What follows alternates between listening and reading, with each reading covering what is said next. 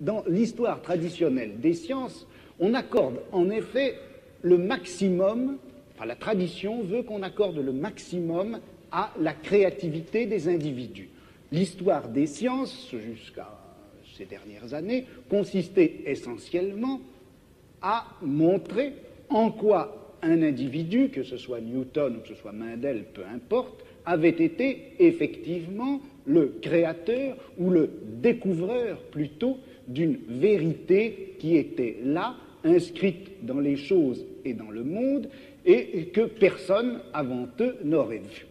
Le postulat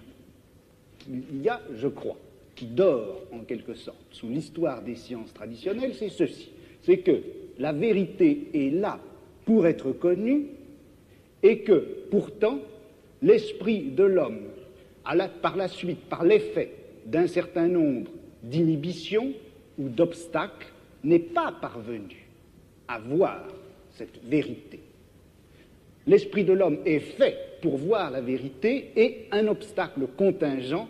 l'en empêche. Cet obstacle, ça peut être, eh bien, selon les historiens, les conditions économiques et sociales, ou ça peut être la forme des mentalités, ou ça peut être la crédulité, les vieux thèmes et mythes religieux, par exemple, ou moraux, enfin tout ceci qui constitue comme les obstacles, les écailles sur les yeux de celui qui voudrait voir. Mais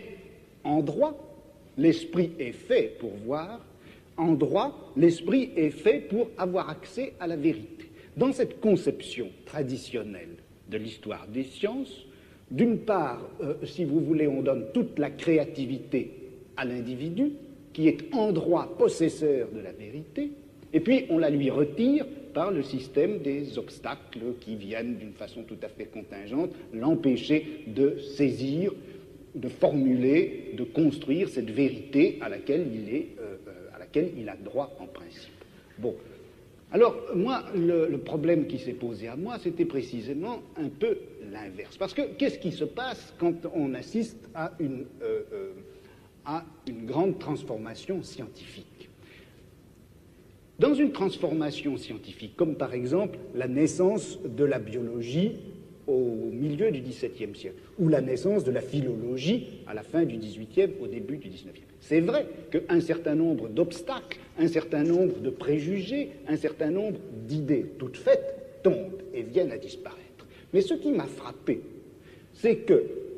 une science, au moment où elle naît, non seulement se débarrasse d'un certain nombre d'obstacles et d'obscurités, mais en même temps, elle supprime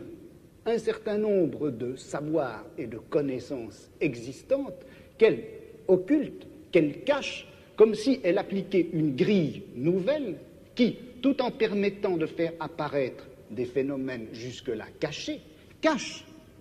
des connaissances déjà acquises.